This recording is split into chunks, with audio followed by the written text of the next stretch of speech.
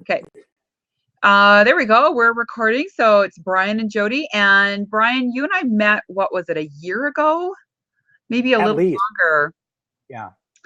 And we were fully, I think, up to our eyebrows in the similar community, although we don't live anywhere near each other.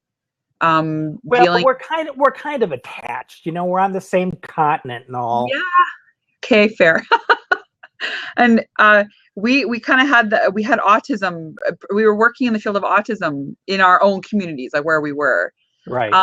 And then in the past year, maybe or so, both of us have made some dramatic changes, and that's what we wanted to talk about today, and come to some pretty significant realizations about ourselves and life and just stuff. Does that sound right to you? That's a wonderful place to begin. Okay, why don't you start?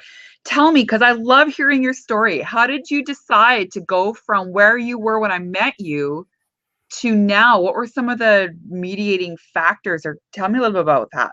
Well, the focuses in my life have been pretty organic. I've always started out thinking I was going to be doing something else.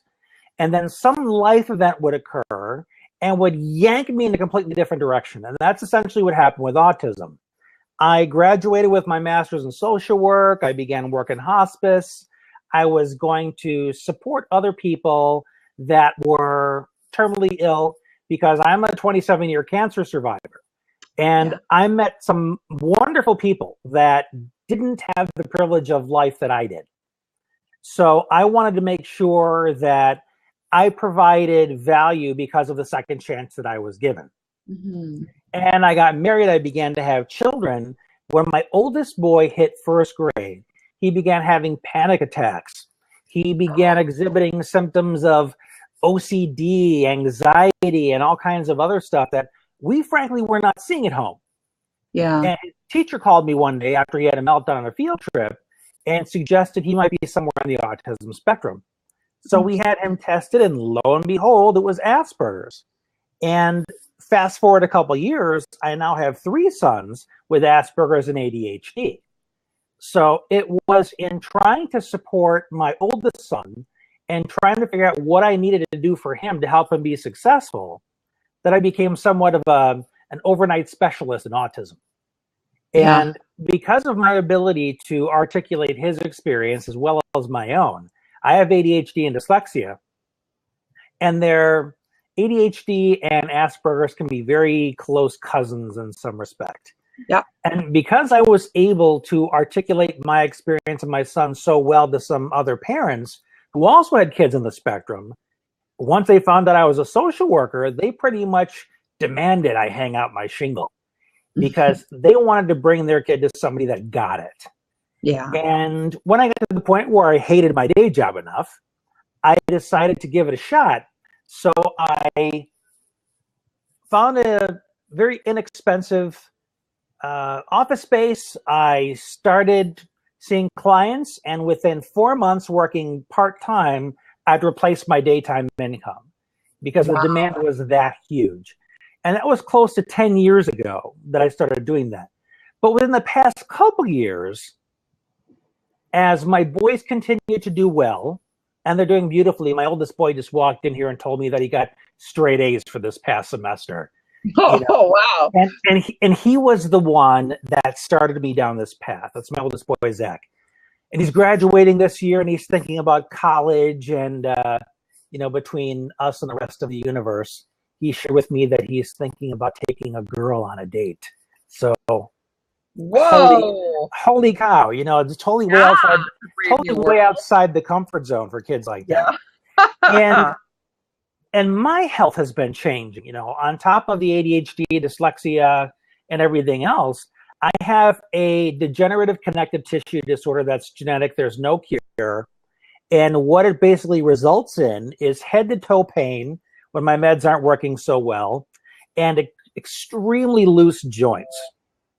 So I can dislocate one of my thumb joints just opening a jar of peanut butter. They're really, really loose. And I don't have the stamina to work those long days, working with parents and school kids that all want to work with me in the evening. That's about the time I'm ready for bed anymore. So I had to start reconsidering where I wanted to put my energy. And for the past year, as people hear my story, they hear about all the things I've been through, and they get a sense of my personality and my positivity. They say, man, you're so resilient. And then they started talking to me about, why don't you teach that? That is a message that a lot of parents need, and even the corporate world needs. So I was Mm-hmm. thinking, of all these years, as much as I've been happy helping the autism ADHD populations, I have been over specializing in a sense that my message has broader appeal and can have a much greater impact if I start talking more about my story of resilience, the beliefs, the habits, the things that have helped me continue to move forward. And ADHD and cancer are just kind of footnotes or things that were catalysts to help reinforce my resilience, but they're not the whole story.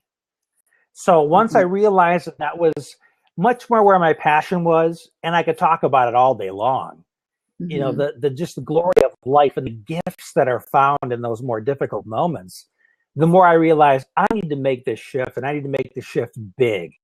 Now, Mm-hmm. of course, with any shift like that, it's difficult to kind of find your footing because I'm well known in the autism community, and that's basically who the audience is.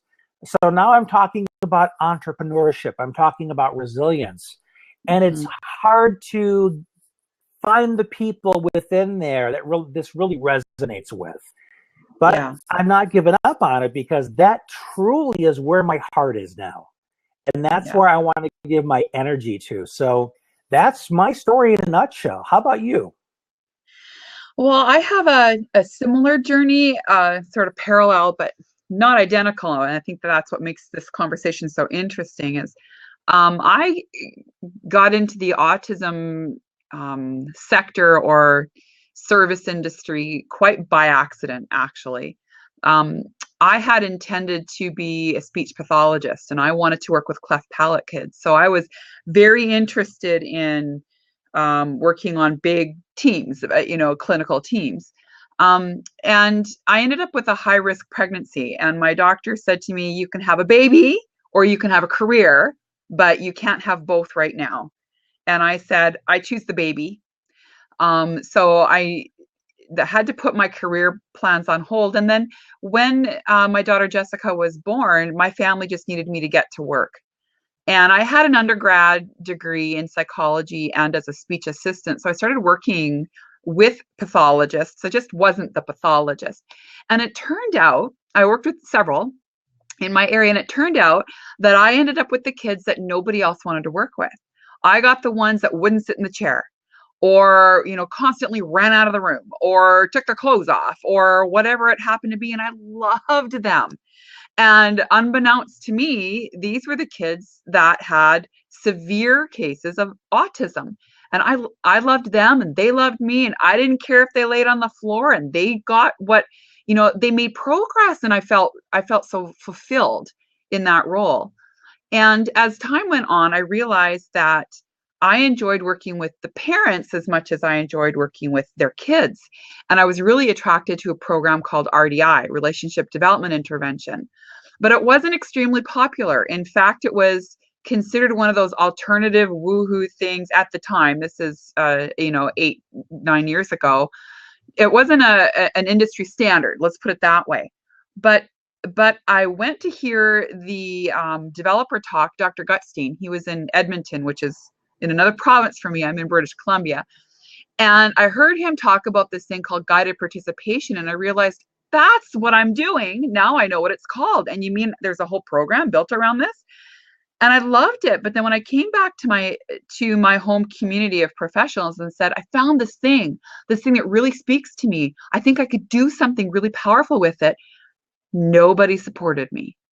And I realized really quickly that if I was going to do it, I was going to have to do it on my own. And so I was going to have to take that leap of saying, I'm going to be true to what I think I'm capable of and the impact that I want to do. And I'm going to I'm just going to march forward with it. And the people that know me know that I'm one of those. I just never say die. If people say no, I say why not. And so so off I went. Another reason we get along so well.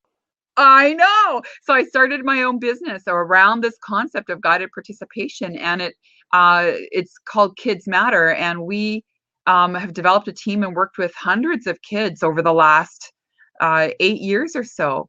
But then I started to really feel the weight of the dissonance within the professional community, and I got really tired of, and I've learned to accept this about myself. I'm a very sensitive person. I'm very sensitive to negative energy. And I got very tired of the toxic competition between professionals. Oh, Everybody, yeah. everybody thought they knew best, and anybody who had a different idea was an idiot. And I say that strongly because those are the words that I literally heard from lecturns of this person is a fool, don't do what their therapy is. And I thought, my goodness, we're telling people not to explore options for how to live their lives in a more fulfilling way. How are we getting away with this? But it became it's the mantra of the autism community in a lot of places. I'm not saying everybody is like that, but I got tired of coming up against that. And I started to realize that my skill was being pulled towards how to work with teams of people. Because of this toxicity and competition, there seemed to be huge gaps between what families wanted and what professionals felt they could offer. And that gap created so many barriers to getting services for kids. And it was driving me nuts. And I realized that my ability to deep listen for what's really going on here. Like, you said that and it sounded terrible, but where are you coming from? And for me to be able to listen for the emotional content in the room, to read body language, all the skill that I'd learned working with kids, I pulled into the room with the school administrators and the social workers and the service coordinators and said, no, wait a minute. We have a problem here, and it's got nothing to do with the program. It has everything to do with the way this team is functioning. And that is where I started to find my requests for me to be in the room were more about that than they were about clinical. And I loved it. I loved being able to sit in a room and help people understand why they're missing each other. And it didn't matter to me what program they were doing. It mattered to me that the team functioned. And the more curious I became about team building and collaboration, the more I realized this is a giant gap in community. And what it creates is this giant load on the parent. You know, professionals aren't talking well with each other. So what happens? Moms and dads suddenly have to take on that role. I didn't think that was right. And I thought there was a way that maybe we could do this differently. And so I went to my academic geeky side and thought, okay, now what do I do with this? And I realized within my autism credentials, I wasn't going to find anything that was going to propel this passion that I was finding for building teams. It's not something that was available. So I started to look at other degrees. And this is when I, like you, thought about, I need to maybe jump from this really selective community into something that's a little larger in scope. And I registered for a program with a university close to me in a leadership master's program. And they were singing my song. And I knew that I needed to be in there because I missed the application deadline. I didn't have any of my paperwork in order. I sat with the program coordinator, and within 10 minutes, she and I both knew I needed to be in the program. And within half a day, they processed everything and I was in. And I have never felt so fulfilled in terms of, this is what I was meant to do. All of this stuff when I sit in rooms and help people sort out their crap. And when I'm listening for, oh, I missed you. Brian, your video is gone, but I hope that's not a bad sign. I hope we're good. I'm still here. Okay. Okay. what I realized was that this team building leadership style that I had was something like you found that I could extend to teams in any sector. What about the restaurant owner? What about the law firm? Hey, how about this garbage disposal company? What about those guys and the team building skills that I have? And yeah, I started to really see that my passion for building teams was was definitely supported by my experience in the autism community. Absolutely, my ability to read people is based on 20 years of reading kids and their parents.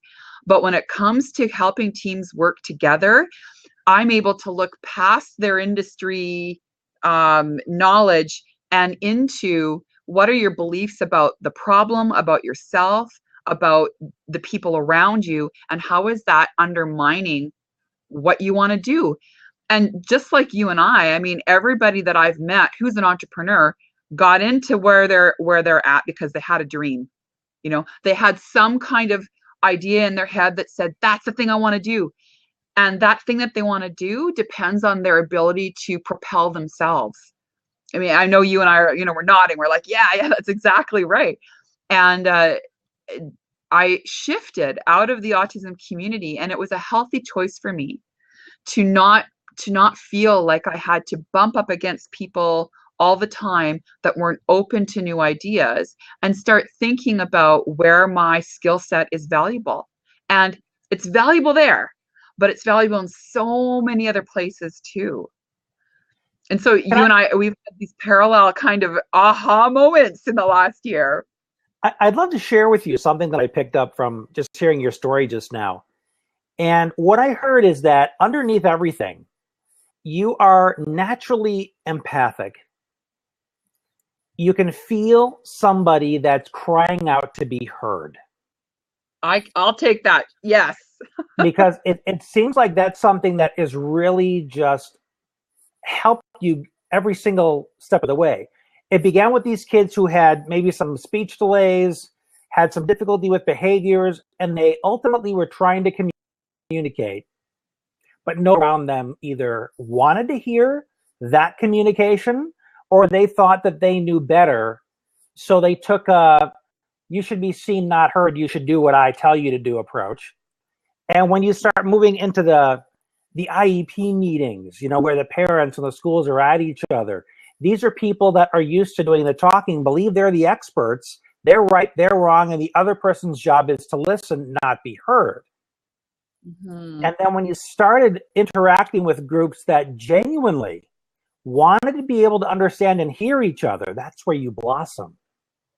Because that's where that core skill of yours was ultimately received. And I'm finding that more with the resilience piece too, where people are not running around playing the convincing game, drumming their own ego, demanding that they be listened to. They're ones that genuinely want to grow because they know that by doing so, they can contribute more to the world. Yeah. And, when I think about the things that you've been through and all of the talk that you and I've had before this blab about what is resilience, and it's just, I think, Brian, hearing the things that you've gone through gives people a chance to be able to say, I'm normal, and the shit that happened with this man and what's happening in my life, I don't feel alone anymore. And to me, resilience is knowing that, things are going to happen and you're going to get knocked down, but you can stand back up. And that's literally what you've done. I mean, literally, physically being able to move for you is a challenge, and to be able to show people, even at that very concrete level, I go and I try and I go and I try and it doesn't work and I try again and I'm finding that that's the place that I thrive in, is such a powerful message. I know it was for me to reconnect with you and to hear, oh my goodness, I'm not the only person that had this kind of, wait a minute, I can do more in the world kind of moment. It was really big for me to hear you say that. Yeah, and one thing people need to really get used to when you talk about it in the working context, they say, you got to learn to love the grind. You got to learn to love the stuff that you don't enjoy doing, because that's part of it. One thing that I want to encourage people to do is welcome the crap. Good one. Yeah. When life throws something at you, it's not a punishment. It's not God looking down at you with disapproval. Totally. It's an opportunity for you to step in something and grow by virtue of getting through it, not denying it, not rationalizing your way out of it, not blaming somebody else, but by going through it and doing the work to grow. Because resilience is not about bouncing back. You cannot regain your shape once you've been challenged. Resilience is about bouncing forward. Good distinction. Oh, for sure. Yeah, because you want to be able to move forward through it, but you're going to be changed. Yeah. It's now part of your story. It now has embedded itself somehow in your character. And if you can learn to turn life struggles into that, you'll be unstoppable. Period. Yeah. The term that people use to sort of describe the moment when I went, I can't do this anymore, is burnout. And I think there's this natural part in any professional or business owner's life where they look at what's going on around them and wonder, like, what the hell did I say yes to here? And I think that you're right. I can't, in those moments, I couldn't, and I don't think you could either, look back and say, I have to get back to who I was. I don't think that didn't even cross my mind. It was more, I can't be that person anymore.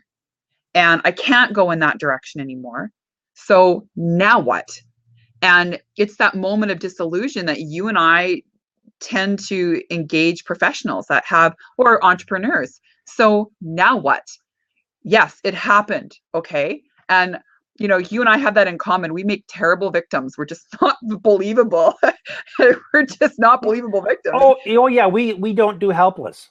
No, it doesn't happen. So people were constantly saying to me, oh, you're going to make it, you're going to do it. And I felt like crap, but, and I didn't know what that looked like on the other end. I didn't know that this is where I was going to end up. I had no idea. But you're right. It was about not blocking that process. And I did a really interesting thing. I did a workshop called the Desire Map that's run by a lady named Danielle Laporte. And I have a colleague who's a facilitator, and it really helped me to tie into and to untie myself from the expectations that were driving my life. And so the expectation that, Jodi, you should go and get your PhD in clinical psychology. Well, just even the thought of that felt like someone dropped a truck on me. There was no way that spoke to me. And so then what am I supposed to do? The expectation that I had from my family. I'm the daughter of a well-seasoned academic professional woman, that I should continue in my career because she had a lifelong career in nursing and was a phenomenal success. To switch midstream was completely divergent from what I've been taught my whole life. Like, you chose it, you stick it out. And I couldn't do it. And so I had to let go of those expectations of my professional community and the voices in my head and say, yeah, but I feel called in a different direction. And that direction is about me being completely undiluted about my personality. And I got to say that I did a lot of backing out and backing down because of the kinds of toxic commentary I would get about myself and my modality, let's call it that. And I had to come to the point where I would say, you know what, I'm a highly competitive, driven woman, and I'm not going to apologize for those attributes of my personality anymore. And so being undiluted was hugely important to me. Just as important as being in flow, that idea of what I feel complete resonance with what I'm doing in my life. And being undiluted and in flow are two of the things that I think, given the direction both of us are going, that our clients really value about us. You're unapologetic too. I'm Brian, here I am. You don't like me, bless you, off you go. And I love that about you. Yeah, and the same thing about, sorry, go ahead. Being in the flow or being in your zone of genius It's like where you open up the hydrant full blast, because that's the gift. That's the gift you were put here to give to the rest of the world. And one thing you said a little bit ago that is so powerful, I want to make sure everybody hears that, is letting go of those beliefs that the profession is telling you. Now, I don't know about you, but in the autism community and sometimes even in the academic world, there's this belief that unless you have a PhD, you are not worth listening to. That's right. And that is a big pile of bullshit that I want everybody to just get out of their minds right now. Because the bottom line is, if your skills and your understanding can create results for people, that's where the value is. And there is a lot of self-education out there that can really create massive change for people. Absolutely. But folks like you and I, who cares if we happen to have a few extra consonants behind our name? Totally. Can we deliver? You know, so anybody that's out there thinking, oh, well, if I just take more classes, if I just get smarter, that's one path. Yeah. You can absolutely take that if that's where your heart is. But it's essentially somebody else's story that you won't be good enough until you get it. And if that's what you're trying to do, subconsciously you're trying to be good enough for somebody else. Yeah. And as long as that's what you're doing, you're never going to feel fulfilled because you're not following your path. Yeah, exactly. Yeah. And I'm glad that we discovered that. Yeah, and that definition of success, like that's why I think it's so powerful to have coaches like you who are going to talk about resilience, who, you know, someone's asked me the other day, you know, as a business coach, because that's the term everybody wants to use. So as a business coach, are you more about the psychology or the metrics? And I thought, how about both? And I really found that my background in autism, I said, I could run metrics all day. Good grief. I've done 1,000 assessments, like as a clinician. Who cares what the assessment, like, who cares what your metrics are if it doesn't live in the room? So I don't know, having somebody who can get you past, like you said, those industry expectations, or, you know, here's the box that you have to fit in, and or here's the definition of success that you have to subscribe to. Having people who can take you past that unlocks something for entrepreneurs, don't you find? Like it gives them permission to be genuinely who they are in whatever sector they're in. Absolutely. You see so many people, you see so many people nowadays that are unconventional successes. You know, one of my modern heroes is a guy named Gary Vaynerchuk. Okay, that name sounds familiar. Tell us about him. The guy cusses like a sailor. He immigrated here with his family when he was 3 from Belarus back, you know, during the Cold War. Okay. D and F student. He was not cut out for school, which basically the focus of the modern education system is read, remember, and regurgitate. Don't think for yourself. Just ingest these facts and vomit them back so that you can get a test score. Don't be an original thinker. And that just did not jive with him. And his mind moves so fast. He has such an instinct about marketing trends and social media. And now he runs 3 companies, you know, multi-millionaire. He still runs around the office and F this, F that. What the F are you doing? But with him, it's very endearing because you know that he comes from a place of love. Yeah. He's not cussing out of anger. That's just the way he expresses himself. And the people that get that about him realize that this genuine soul is a powerhouse. He's visionary. And they're able to look past some of those, quote, inappropriate habits and realize that those are footnotes in his life. Those aren't headlines. And you look at Richard Branson, head of Virgin, dyslexic. Bill Gates dropped out of Harvard because it realized it wasn't teaching him anything about being an entrepreneur. So he moved on. The world is full of people that because of their own vision, their own ability to not only channel the flow of their own skill set, but as you pointed out, build a team. Get the people around me that can fill in the gaps of the skills I don't have, and let's succeed together. Those are the ones that are out there kicking ass and taking names. Oh, totally. Yeah. Mm-hmm. And making no apologies about the wave that they're causing in wherever place they happen to be. I mean, Yep. they're just there. Yeah, and the idea of being able to grab a hold of someone's passion and say, you know what? Let's transform that passion that you have into something that lives in the real world was what I wanted to do.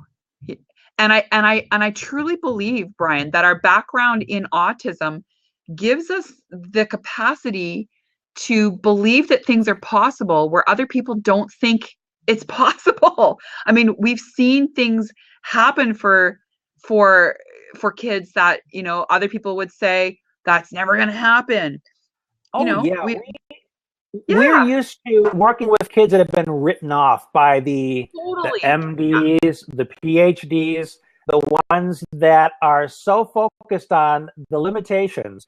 And believe it or not, I don't care how educated you are, there are limiting beliefs within different specializations. When they talk about this is how human psychology works, this is what motivates the human animal. Really, have you ever sat back and questioned that?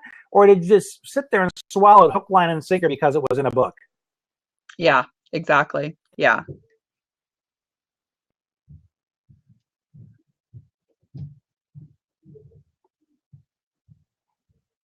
Oh, I think I lost you. Things got a little weird. Everything needs to be questioned. Oh, I think we lost Brian. We're going to try just a second here to see if we can get him back.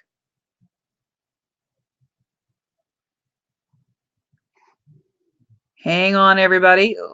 Hang on, hang on. Let's see where Brian's at. Well, I'm going to talk for a little while. Let's see if we can get him back on the air. I wanted to just mention the idea of those limiting beliefs. The experience of having worked with, like Brian said, kids who nobody thought anything was going to be possible for, or parents who everybody thought were, not going to be able to parent their child, uh, really does lend this whole the idea of resilience, a whole other layer uh, of determination where other people might give up. So having coaches like Brian and myself come forward and partner with entrepreneurs and be able to tell them, the things that you think aren't possible in your life, but that you want to do. I'm famous for a particular statement that somebody recorded me saying on the phone once. And that was, I don't find solutions, I make them. And quite frankly, if there's a dream that you're chasing that you want to develop into a career path or develop into a business or a product, you get to choose that. And the idea of waiting for a solution or looking for it like it's Easter eggs on an Easter egg hunt isn't really a powerful place to to stand on. What you're able to do is create the solution yourself. And I firmly believe that. I've seen people come into very messy situations with ideas with no idea how to push it forward, and they manage and they find a way because their passion gives them that power. And that's a really important thing about resilience that I know Brian is really passionate about. The other piece that's really important is if there's a place that you find yourself in that you wonder, how the hell did I get here? That's a completely normal realization. Both Brian and I have had that moment of, wait a minute, I need to be doing something different. And it wasn't until I had a web designer say to me, when you talk about team building and you talk about leadership, you light up inside. When you talk about your clinical stuff, you don't have that same fire. And it made me kind of go, I think I might need to make a change. And that can be a really awkward or overwhelming place to be in. And I think that that's the place that really Brian and I exist. We live in those moments to help people find the other side of them, find the other side of disillusionment and get that resilience. Because like Brian said, it's not about going back and reestablishing yourself where you are. Maybe you stay, maybe you don't stay, but maybe the change that, or the process that you're needing to go through, creates this space where you can redefine who you are. Hey, Brian, welcome back. Yeah, I don't know what happened. I don't know. You just said the universe said Brian needs a break, so off Brian went. I was just talking about, the disillusionment moment and how you and I really live in that place with our clients and helping them sort of redefine where they want to go and who they are. And that to me is the most fulfilling thing I could be doing with my life right now. Oh, and Brian's taking another break. Okay, so we'll see Brian in a minute. But the idea of having to stay where you feel stuck, or staying because you feel obligated, or staying because that happens to be your skill set, kind of brushing off those limitations may open up other possibilities for you. It definitely did for me. And I have never, ever been happier about the direction that I'm going. And those words, in flow, that idea that what's in me, I'm going to put in the world, the idea of being undiluted and unapologetic about who I am, those are the things that drive me forward. And those are the things that help me to feel valued. And when I know that I'm adding value to other people's lives, then it adds value back to me. It becomes this reciprocal process of I'm living my purpose. I'm living my purpose by helping others live theirs. And that is the most fulfilling thing that I could have done, whether it's in autism or it's in another sector entirely. I know without a doubt that that's the direction that I'm supposed to go.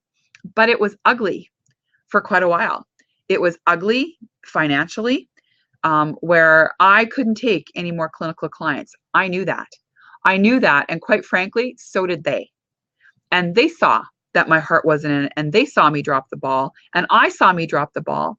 And initially, and you may, feel the same way. Brian may feel the same way.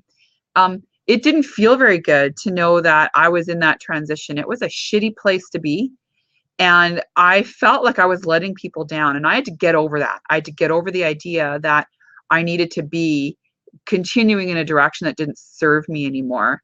And I needed to change the way that I thought about things so that I could release myself from those expectations of I need to be doing what I've done because that's where my skill set is. This is where I belong.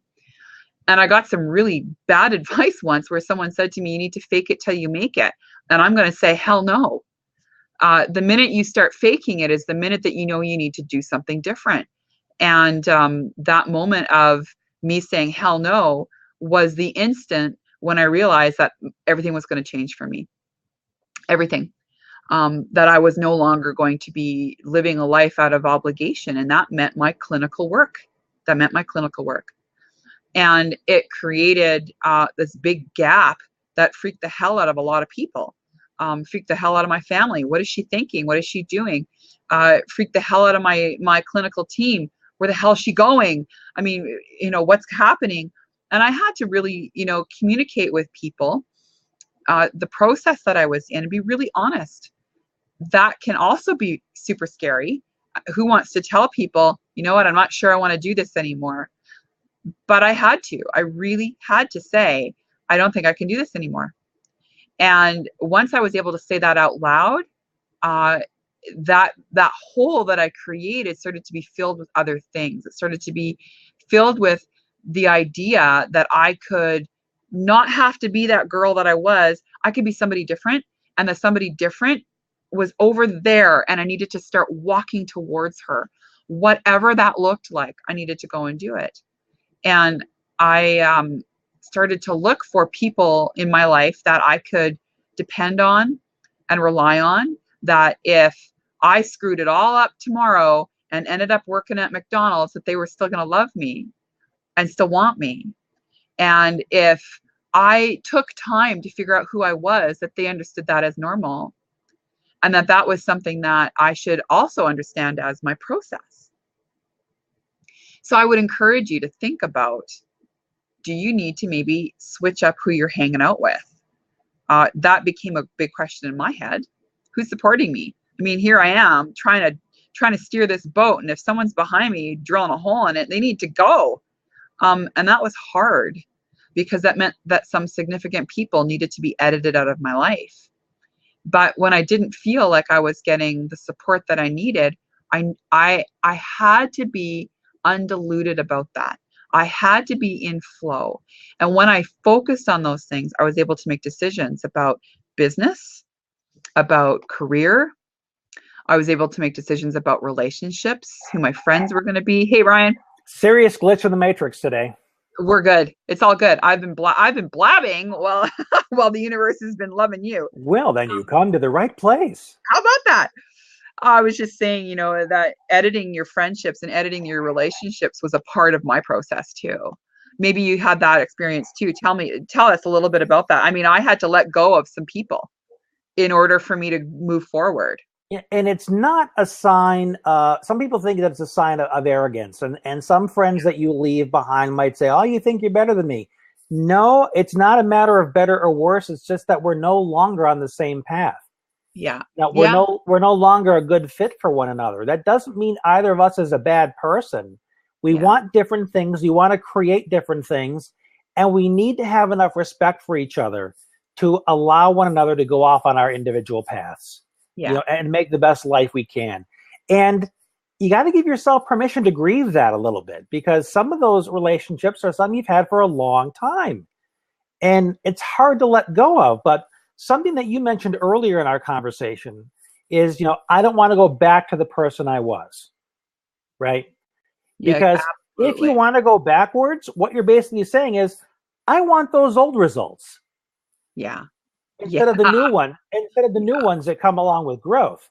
And if I stick with these old relationships, I am basically saying I agree to remain unfulfilled in order to stay connected to you. Yeah. What the hell kind of agreement is that? Yeah. And it's a scary thing, isn't it? To say for some of those relationships, because they've been long standing, and some of them, I mean, we're so enmeshed, and I have to unattach myself from all of that, what that is, you, who I am when I'm with you, all the expectations and shit that comes with it. I have to pull myself out of it.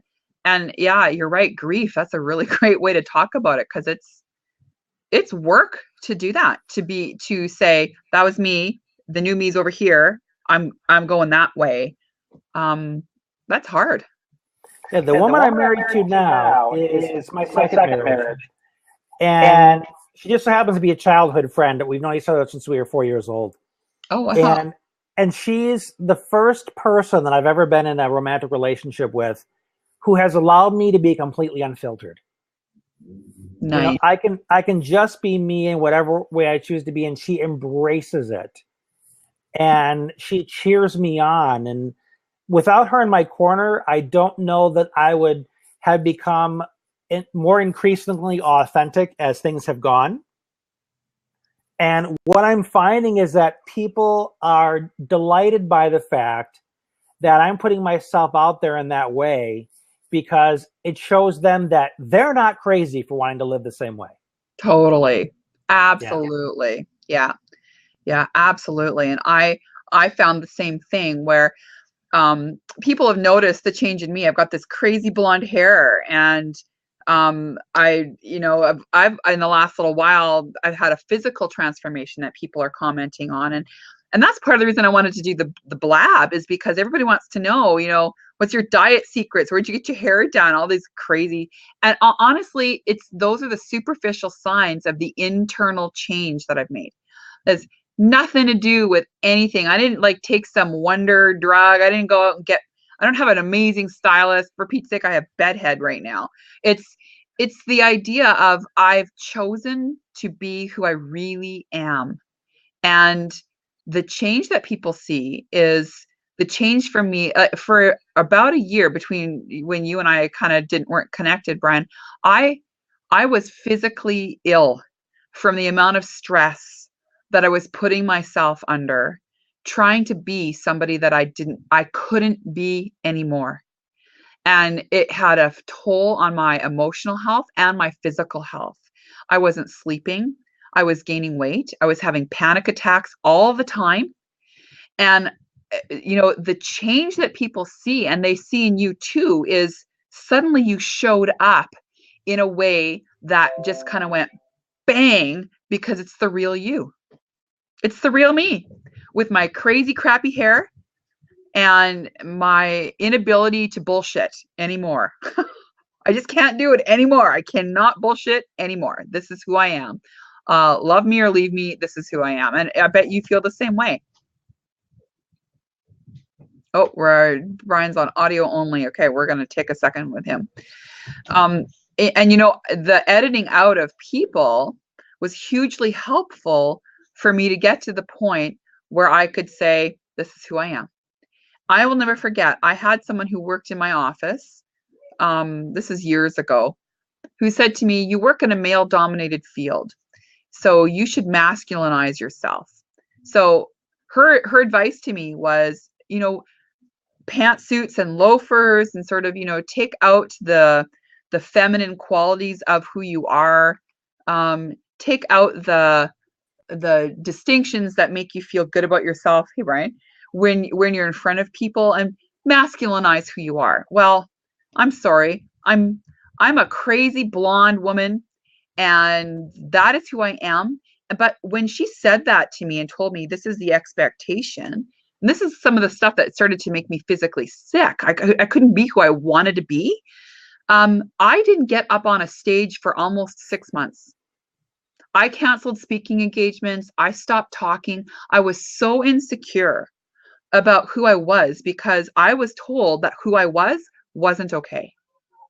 And when you start to think about who's talking in your ear and whose voice do you want to hear, you know, untangling yourself from those relationships, that was hard. I had to fire her. And I didn't fire her because her work sucked. I had to fire her because she was drilling a hole in the boat I was trying to steer. That's not okay. And if she couldn't accept me for who I am, then I can't have her. I can't have her around me. But that was so hard to do, and so hard to just continue to show up at who I am. You can't see them right now, but I love shoes. I love shoes. I'm known for my shoes. And shoes are kind of like where I find my power. So I would show up at these important meetings with politicians or school administrators, and I would be wearing lipstick bright stiletto heels. And I felt amazing in them. And they sort of reminded me, I stand with power. Here are my power shoes.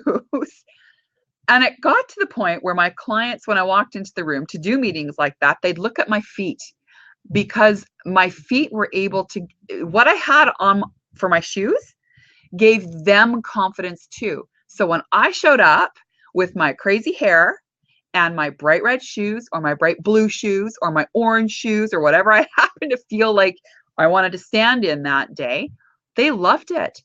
And I started to realize, you know, when I show up authentically, it has a huge impact on the people that I'm with. When I was faking it in the business suit and loafers, I put a big damper on my ability to do what I set out to do in that room. And it's actually stopping the people around me from being themselves too. So, you know, if you go on my website, you're going to see my crazy ass orange shoes. I felt like that was what I needed to stand in that day. And I did. And it's all over joditucker.com, these crazy ass orange shoes. But that became kind of like my signature. And that's what I love about working with entrepreneurs is once I can tap into who they really are, and I don't know who they are, they know who they are. Once I can tap into that and they can tap into that and I can show them how to get where they're wanting to go, suddenly all of this unique, never seen before stuff comes forward. And suddenly they're in flow and they're undiluted and they can see their value in the market.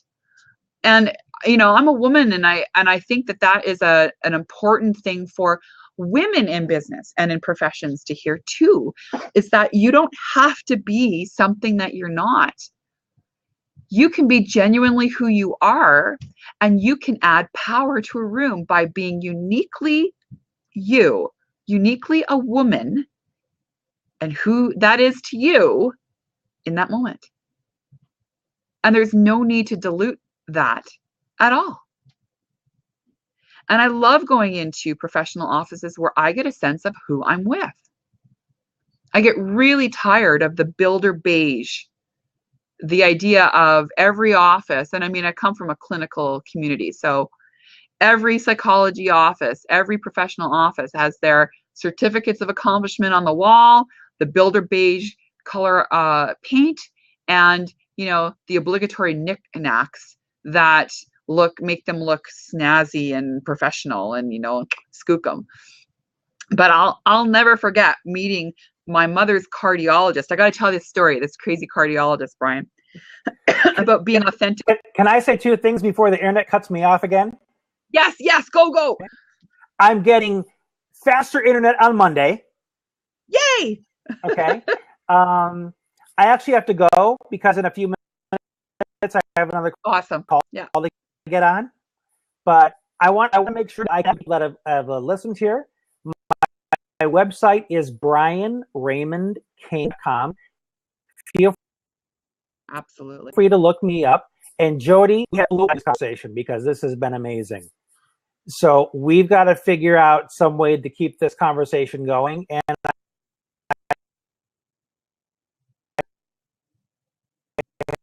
have no doubt your internet's going to cut you off again.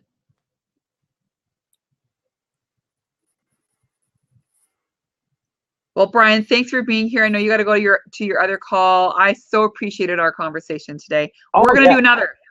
We're going to keep talking. We're going to do another and another and another. So absolutely wonderful connecting with you, and I can't wait to do this again. You bet. And Brian's website, for everybody that's paying attention here, is in the messages. And if you want to get in touch with him, you can go right ahead and do that. Hallelujah. Sound good, Brian? Yeah. You have an amazing day, Jodi. Thanks for joining. Thanks. I'm going to finish my story about the cardiologist. Just to leave everybody with that note. My mom's cardiologist showed up for a consult while she was in an ICU unit in his cyclist shorts. I'm not kidding you. In walks this man with 12 years post-secondary education. And I'm mentioning that because there's a certain persona that you would expect from him, right? Where's his suit? Nope. He had these like ridiculously inappropriately tight biking shorts on, and he's carrying his bike seat. And I watched how his team deferred to him and the amount of respect the nursing staff and the other surgeons had with him, even though he's standing there in a bike helmet, cleats, and these horrible shorts that you just really didn't want to look at. And I commented on it later, and the amount of respect his team had for him was stunning. And it wasn't just because he's an exceptional surgeon. It was because he showed up to work every day as himself. And the comments that I heard from his team were about who he was as a person. Nobody talked about his clinical success. Everybody talked about what it was like to be around him. And that's the lesson of resilience that I think Brian and I are really trying to drive home today, is that being around you needs to be an experience that shows that you are in flow, that you are undiluted, and that you are not trying to do what you did before, but you're trying to be and become somebody new and powerful in the world. If you're interested in connecting with me, my website is www.joditucker.com. I am going to be posting this on the website and on my Facebook page. Come find me. It's the Jodi Tucker. You'll find me under Tucker Talks, and feel free to join that page. There's going to be some really interesting blabs coming up with Brian and I, and some really powerful YouTube videos on my YouTube channel. I'd encourage you to go find those as well. And I have a blog where I talk about some of the things that we talked about today on a weekly basis. If you want to connect with me, reach out. Let's go for it. I'm seeing Female Executive Magazines talking to me here. I am so excited to connect with you. Let's keep chatting. And join us on our next blab. Brian and I will be doing it again. This has been fantastic. Everybody, have a great rest of your day. And please remember, be undiluted, be in flow, and you have value in your world. Talk to you soon.